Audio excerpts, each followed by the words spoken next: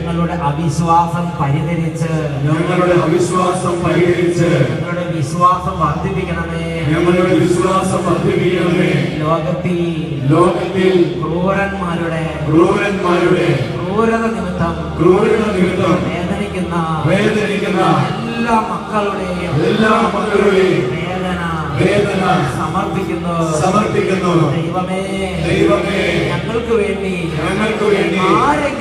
ആരെങ്കിലും ഒന്ന് ഇടപെട്ടിരുന്നെങ്കിൽ അങ്ങനെ പ്രാർത്ഥിക്കുന്ന അങ്ങനെ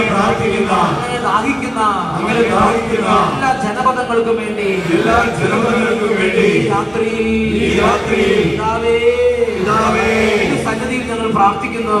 സന്നിധിയിൽ ഞങ്ങൾ പ്രാർത്ഥിക്കുന്നു. ദൈവമേ, നിസ്സഹായരായി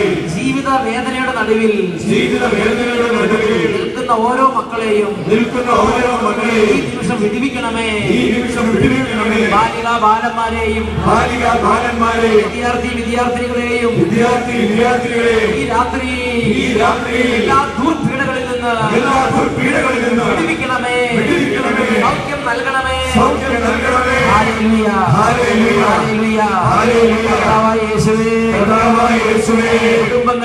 കുടുംബങ്ങളിൽ സംശയം, അകൽച്ച, വെറുപ്പ്, നീരസം, മനസ്സിൽ വിവാഹമോചനം ചെയ്തിരിക്കുന്ന അവസ്ഥ,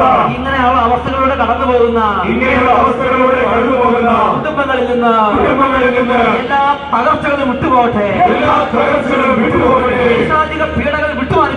പൈശാചിക പീഡകൾ വിട്ടുമാറിപ്പോകട്ടെ. കർത്താവായ യേശുവേ, വചനം കേൾക്കാനും കുമ്പസാരിക്കാനും പ്രാർത്ഥിക്കാനും ദൈവമക്കൾക്ക് തടസ്സമുണ്ടാക്കുന്ന പീഡകളെ നാമത്തിൽ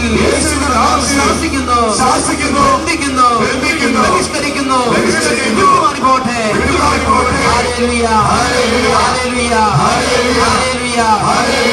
രണ്ട് കരങ്ങൾ നന്നായിട്ട് ഉയർത്തിപ്പിടിക്കുക.